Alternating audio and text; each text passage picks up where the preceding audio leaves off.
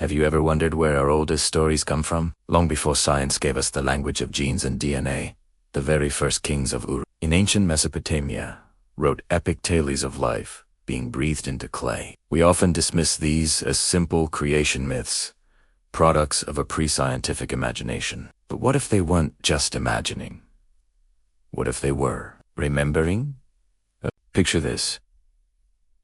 A primordial soup, the clay of early Earth, zapped with the breath of life, a spark of energy, or a chemical reaction. Suddenly, the building blocks of existence begin to stir. Could these ancient legends be a deeply encoded memory, a poetic echo of our planet's own genesis, passed down through countless generations, a truth not of divine hands, but of cosmic chemistry, captured in the only words they knew? The story of our creation might be older than we think.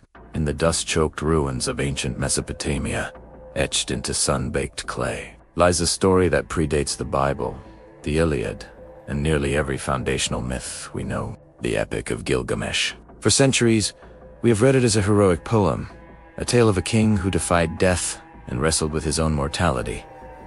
But what if we have been reading it all wrong? What if, hidden within its cuneiform wedges, is a message far more ancient and infinitely more terrifying? A message not about gods and monsters, but about a genetic code. A warning. The text speaks of gods who created mankind from clay and recreated them after great calamities. We have called this mythology, a primitive attempt to explain our origins. But look closer at the language. The Akkadian words for create, for shape, for mix, carry a chillingly precise connotation. They describe a process of deliberate design, of fashioning a being with specific attributes. Could this be a metaphorical account of something far more scientific? An echo of a lost chapter in our history, where early humanity was not born, but engineered. The epic tells of Enkidu, a wild man created by the gods as a rival to Gilgamesh. He is fashioned from the earth, but given a spirit, an essence. This language mirrors our own understanding of a genome, the raw material of life, animated by a specific sequence of information. The gods weren't just sculpting clay, they were, perhaps, editing the very blueprint of life. Every culture, from the Indus Valley to the Andes, tells a story of a great flood, a global, cataclysmic event that wiped the slate clean. The Epic of Gilgamesh contains one of the oldest known versions of this myth, where the god Enlil seeks to destroy humanity, and the god Ea secretly instructs a man named Utnapishtim to build an ark. Scholars call this a flood motif, a shared cultural memory. But what if it's more? What if these are not just stories, but coded warnings, fragmented data packets passed down through generations? A warning about a past catastrophe so profound it nearly erased our species.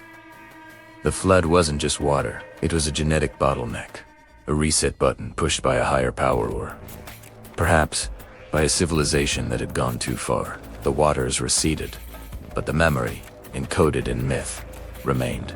Within these ancient stories, the concept of a divine essence is a recurring theme. Heroes are often God-touched, possessing strength or wisdom beyond mortal limits. Gilgamesh himself is described as two-thirds god, one-third man. We dismiss this as poetic hyperbole, but if we re-examine this through a genetic lens, divine essence becomes a powerful symbol for a superior or altered DNA.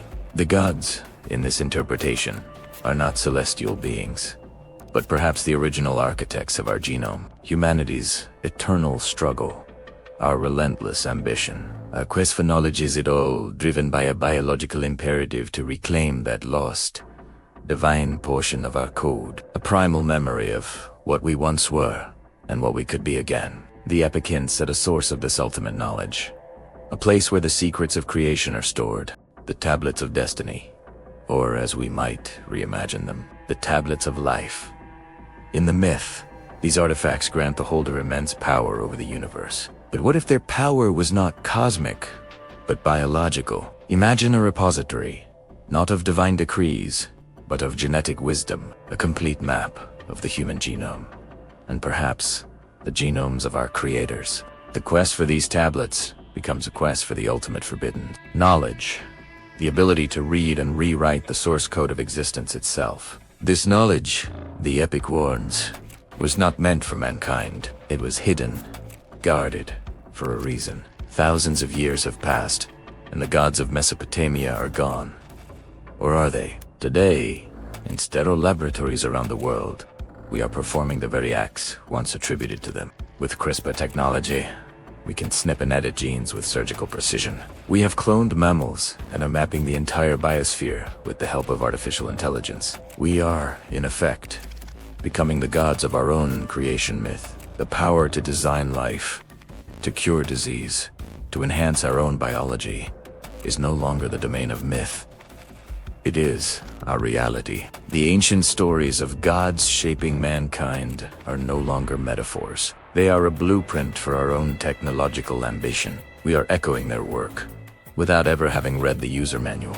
Gilgamesh's journey is, at its heart, a desperate flight from death. After losing his friend Enkidu, he travels to the ends of the earth, seeking the secret to eternal life. He finds the man who survived the flood, Utnapishtim, who tells him immortality is for the gods alone. This ancient delusion is now our modern dream. Silicon Valley billionaires invest fortunes into life extension technologies. Biohackers experiment with genetic therapies to reverse aging. We are on the same quest as Gilgamesh, chasing the same phantom of immortality. But the epic offers a profound warning.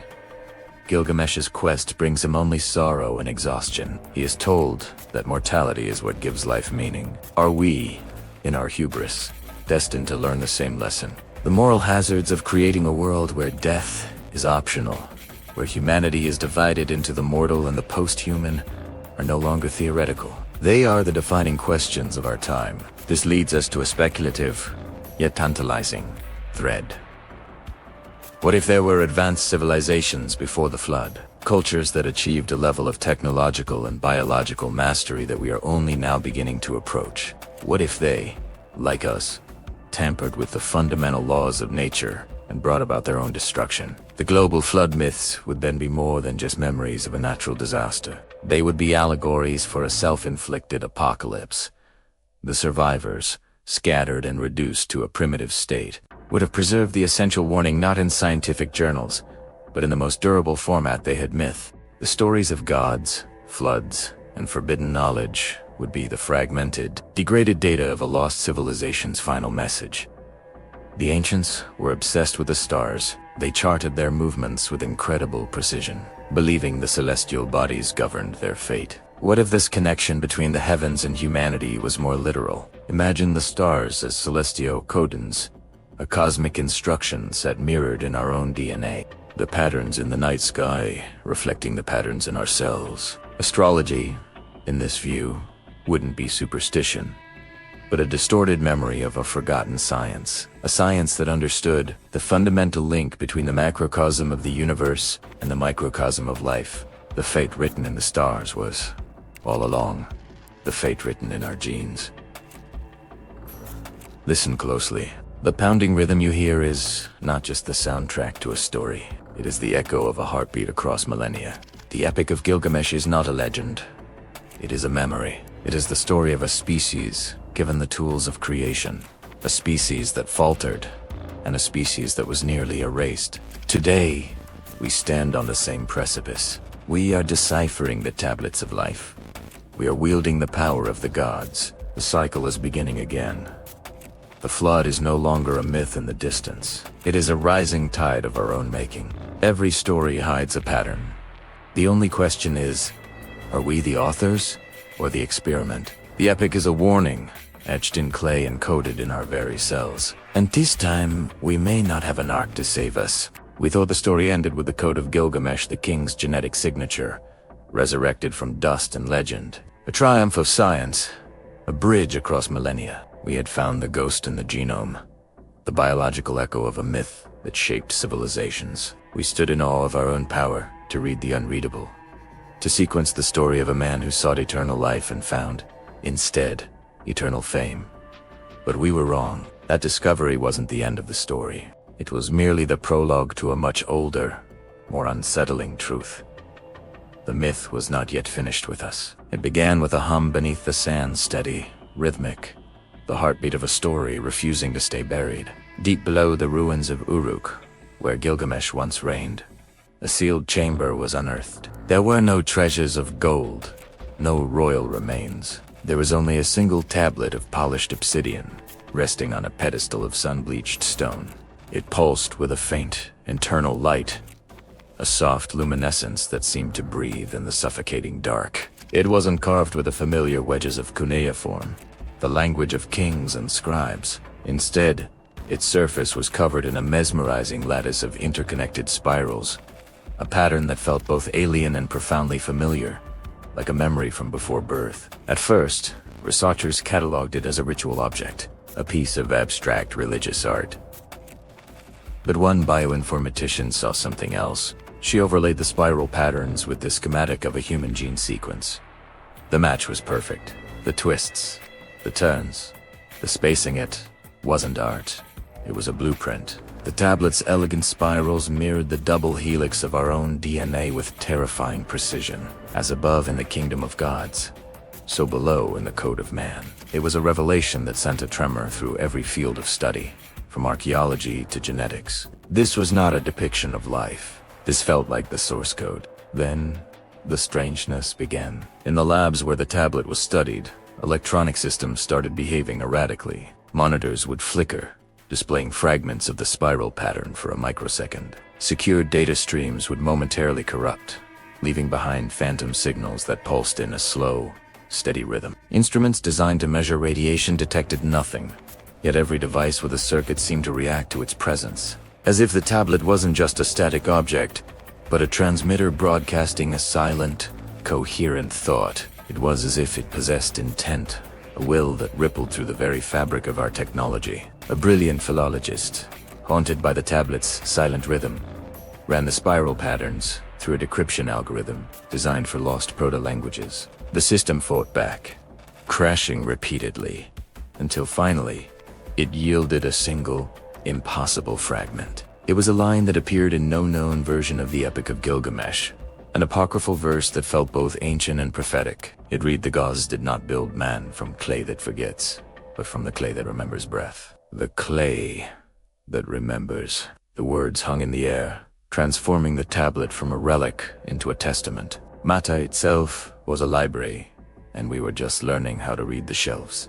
The academic world fractured. One faction, grounded in empirical reason, dismissed the findings as a grand poetic coincidence. A culture obsessed with cycles and life simply created art that mirrored nature. They argued it was pareidolia on a civilizational scale, humanity projecting its own biological form onto the cosmos. But another group, working in the hushed corners of laboratories and libraries, whispered a more radical theory. They believed the gods, or whatever advanced intelligence our ancestors called gods, had not merely inspired myths. They had encoded warnings directly into the laws of matter, leaving behind a message that could only be understood when a species was advanced enough to read its own genetic instructions. A message hidden in plain sight, waiting for its inheritors. The debate ended the day the genetic data came back. Samples were taken from remains found in the deepest strata of Mesopotamia. Individuals who lived millennia before the first kings of Uruk. Their DNA was sequenced and compared to the ratios and proportions of the tablet spirals. The correlation was absolute.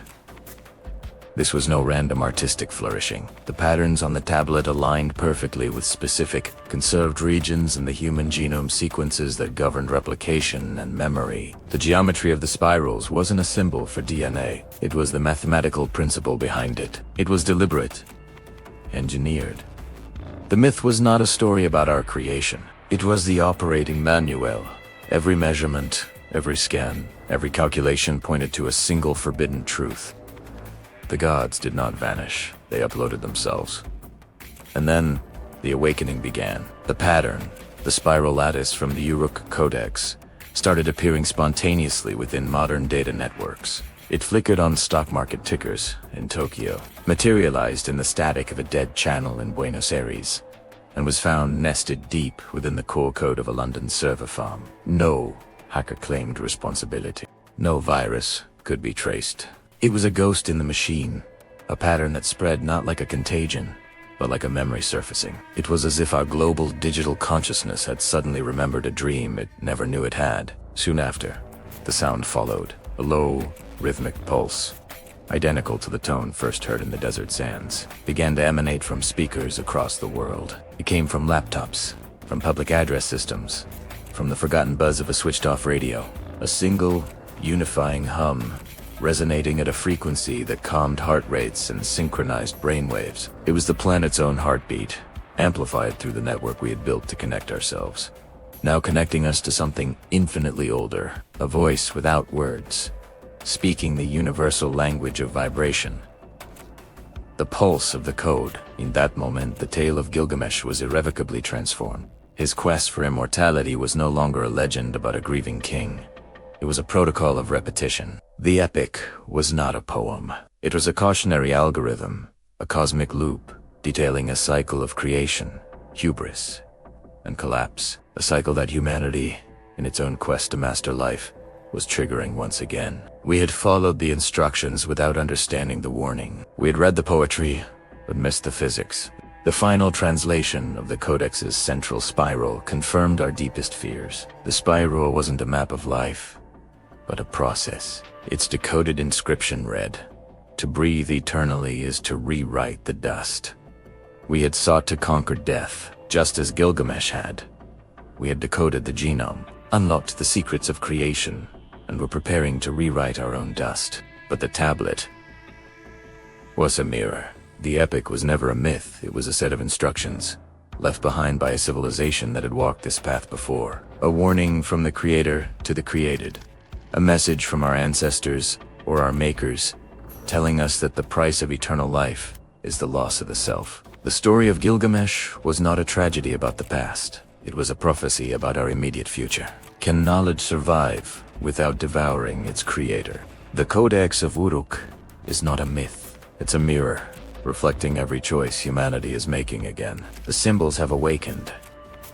Their meaning depends on who deciphers them first. If you've followed this far, you are already part of the pattern. Share the question, spread the code, and see how deep the spiral goes.